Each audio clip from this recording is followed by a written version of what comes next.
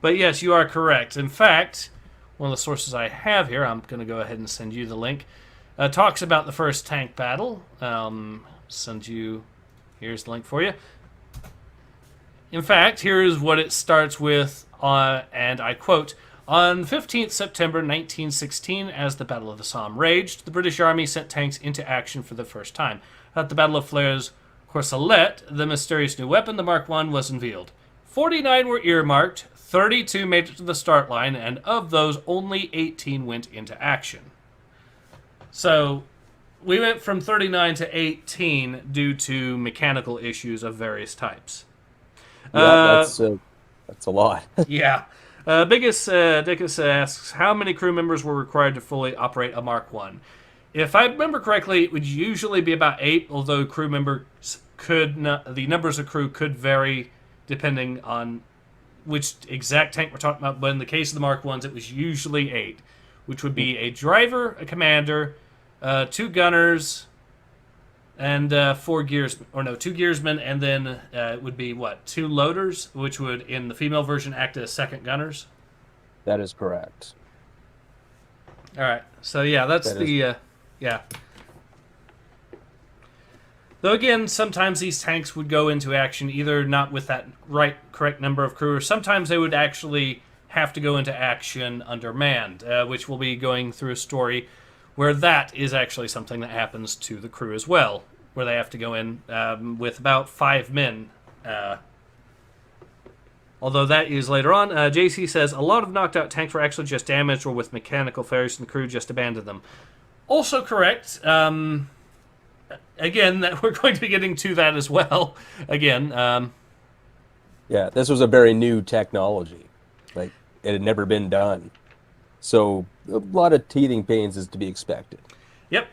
And speaking of, I think now's a good time to actually go ahead and talk about the first use of the tank in battle. I'm going to go ahead and read it from... The book I'm reading it from is the Mammoth Book of Eyewitness, World War I, by John E. Lewis, for those of you who want to know the source. Let's see. Here we are. First tanks. Go to the page.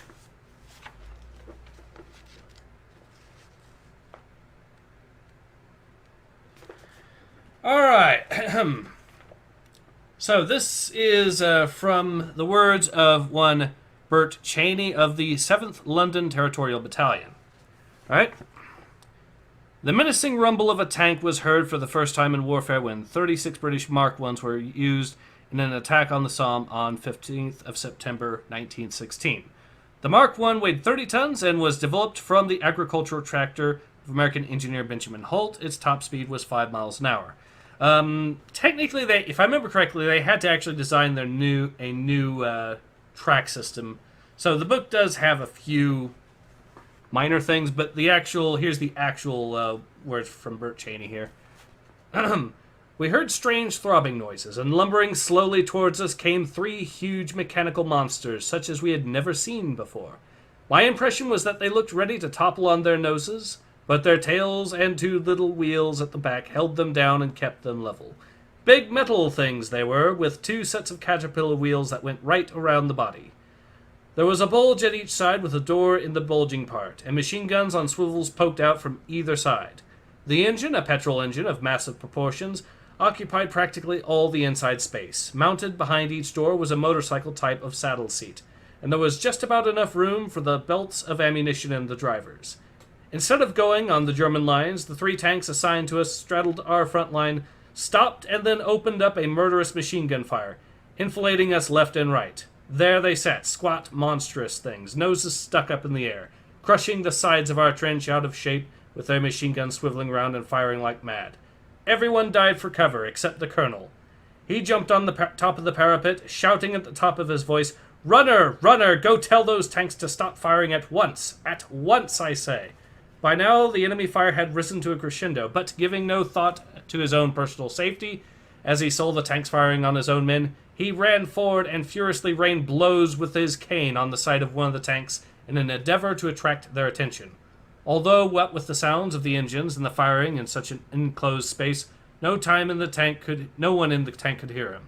They finally realized they were in the wrong trench and moved on, frightening the Jerries out of their wits and making them scuttle like frightened rabbits. One of the tanks got caught up on a tree stump and never reached their front line, and a second had its rear steering wheels shot off and could not guide itself. The crew thought it more prudent to stop, so they told us afterwards, rather than to keep on going, as they felt they might go out of control and run on till they reached Berlin.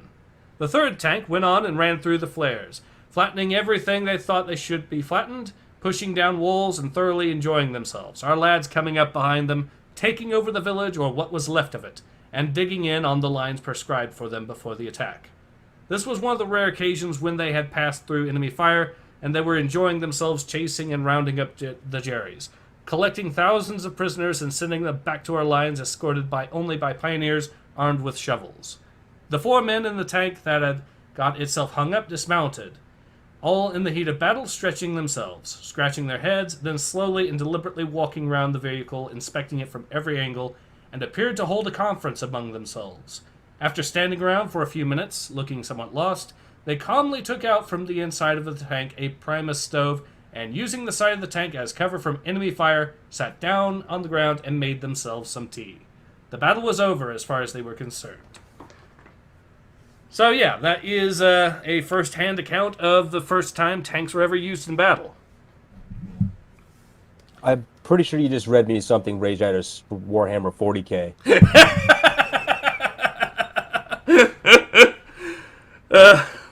That's actually something I've been told with some of these war stories, but yeah, That is absolutely unreal.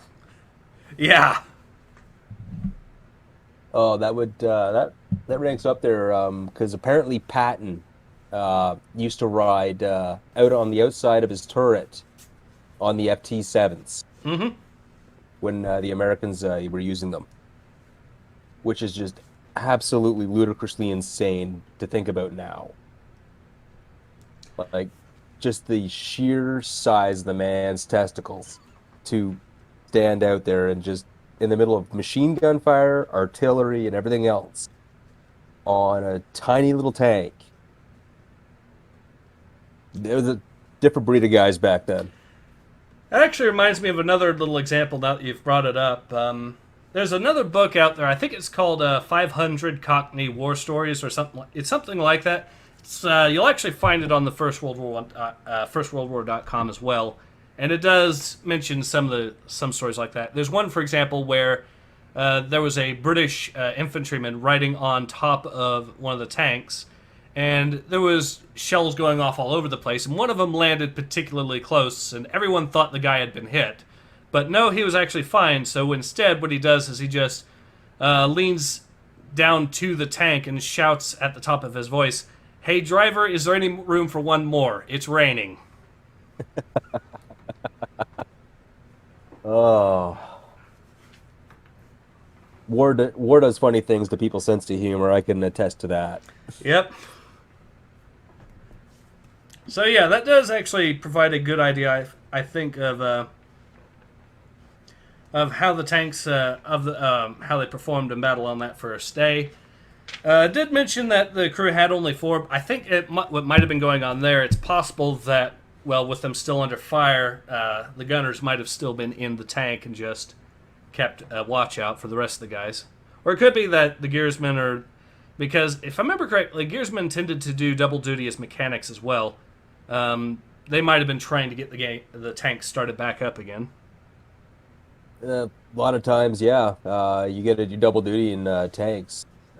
I know in a modern tank crew, your driver is also your mechanic, your gunner is also your gunsmith, loader's also a radio guy, and your cook, as well as a spare mechanic, and your commander's busy doing everything else. Everyone's got to do double duty, and well, the Brits were famous for cross-training their troops, so it doesn't surprise me. A good idea, if anything, especially with vehicles like these where they were, especially in cases where they were having to go in undermanned as well. So, yeah, that is the story, a good example of the stories that you'd see when it comes to tanks, at least at that first battle.